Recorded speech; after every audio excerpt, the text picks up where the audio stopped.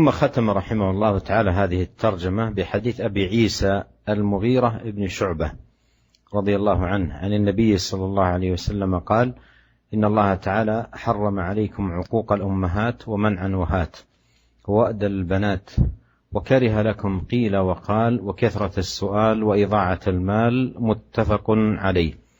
قال الإمام النووي رحمه الله: قوله منعا معناه منع ما وجب عليه، وهات طلب ما ليس له، ووأد البنات معناه دفنهن في الحياة، وقيل وقال معناه بكل ما يسمعه فيقول قيل كذا وقال فلان كذا مما لا يعلم صحته ولا يظنها، وكفى بالمرء كذبا أن يحدث بكل ما سمع. وإضاعة المال تبذيره وصرفه في غير الوجوه المأذون فيها من مقاصد الآخرة والدنيا، وترك حفظه مع إمكان الحفظ. وكثرة السؤال الإلحاح فيما لا حاجة إليه. قال: وفي الباب أحاديث سبقت في الباب قبله كحديث وأقطع من قطعك، وحديث من قطعني قطعه الله. وهذا الحديث حديث المغيرة اشتمل على جملة من المحرمات بدأها عليه الصلاة والسلام بعقوق الأمهات، ففيه تحريم عقوق الأمهات، وأيضا كذلك الآباء، لكن خصت الأمهات بالذكر لعظم حق الأم ولضعفها وشدة حاجتها. وبقية ألفاظ الحديث تقدم شرح الإمام النووي رحمه الله تعالى لها بما فيه كفاية. ونسأل الله عز وجل أن ينفعنا أيها الإخوة المستمعون أجمعين بما سمعنا، وأن يجعل ما سمعناه حجة لنا لا علينا، وأن يصلح لنا شأننا كله، وأن لا يكلنا إلى أنفسنا طرفة عين، وأن يعيذنا من العقوق والقطيعة، وأن يمن علينا بالبر والصلة والإحسان، إنه ولي الفضل والجود والامتنان. وصلى الله وسلم على عبده ورسوله نبينا Muhammad وآله وصحبه أجمعين.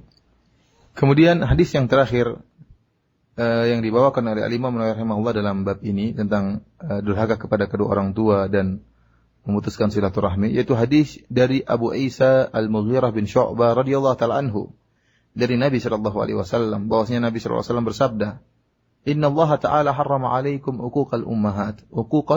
Sungguhnya Allah Subhanahu wa taala mengharamkan kepada kalian durhaka kepada para ibu. Wa man'an wahat. Dan Allah Subhanahu wa taala juga melarang seorang yang hanya bisa man'an wahat, nanti insyaallah akan ada penjelasannya. Demikian juga Allah melarang wa'dal banat, mengubur anak-anak wanita dalam keadaan hidup dikuburkan. Wa karihalakum qila wa qal, dan Allah membenci bagi kalian qila wa qala, wa kathratus su'al, dan terlalu banyak meminta, wa idha'atal mal, dan membuang harta atau menyia-nyiakan harta. Hadis ini hadis yang sahih yang diriwayatkan oleh Imam Bukhari dan Imam Muslim dalam sahih mereka berdua.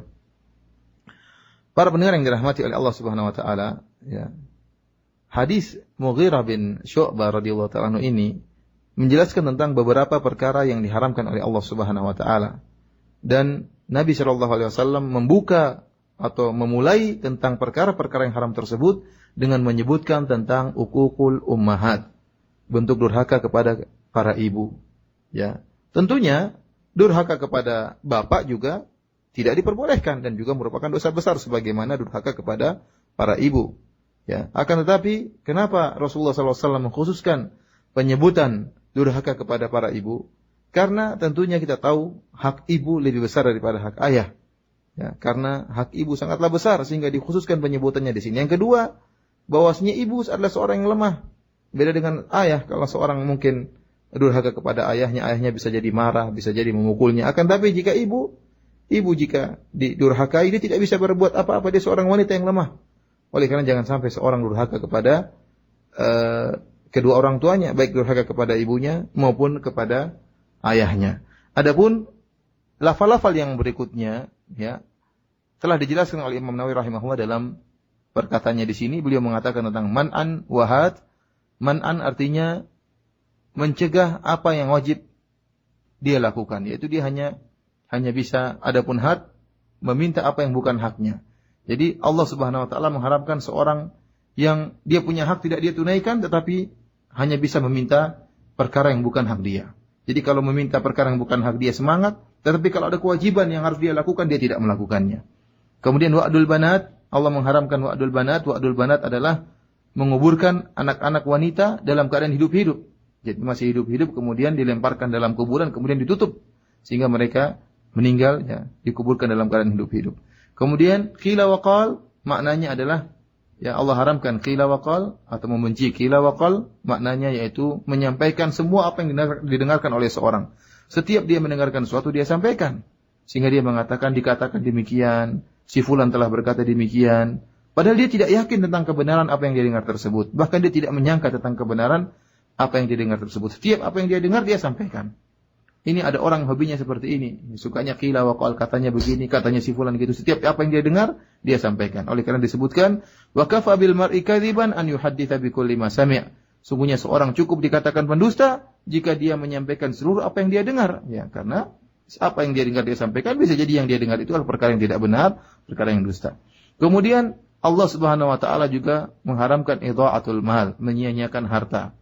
Kata Imam Nawawi rahimahullah, di antara bentuk menyia-nyiakan harta adalah bentuk tabdzir, mubadzir, atau menghabiskan uang pada perkara-perkara yang tidak diizinkan oleh syariat, tidak sesuai dengan tujuan akhirat dan dunia, tidak ada faedahnya. Ya, ini adalah bentuk yang menyia-nyiakan harta, diharamkan oleh Allah Subhanahu wa taala. Demikian juga bentuk menyia-nyiakan harta, yaitu seorang tidak menjaga hartanya padahal dia mampu untuk menjaga hartanya tersebut. Akhirnya dicuri orang atau diambil orang, atau akhirnya hartanya tersebut rusak padahal dia mampu untuk menjaganya. Kemudian di antara yang diharamkan oleh Allah Subhanahu wa taala kasratus su'al, terlalu banyak minta. Yaitu al-ilhah fi ma la hajata ilaihi. Yaitu berusaha minta-minta terus, ngeyel minta padahal perkaranya tidak terlalu dia butuhkan, tapi dia begitu suka minta-minta dan suka kalau sudah minta terlalu memaksa, ya padahal dia tidak butuhkan perkara tersebut. Kemudian kata Imam Nawawi rahimahullah, wa fil babi ahaditsu sabaqat fil babi qablahu. Dan dalam bab ini banyak hadis-hadis yang telah lalu penyebutannya. Seperti hadis yang di mana Allah Subhanahu wa taala mengatakan, wa aqta'u man qata'aki. Aku akan memutuskan orang yang memutuskan engkau, wahai silaturahmi. Demikian juga hadis yang silaturahmi pernah berkata, man qata'ani qata'ahu Allah. Barang siapa yang memutuskanku, maka Allah akan memutuskannya.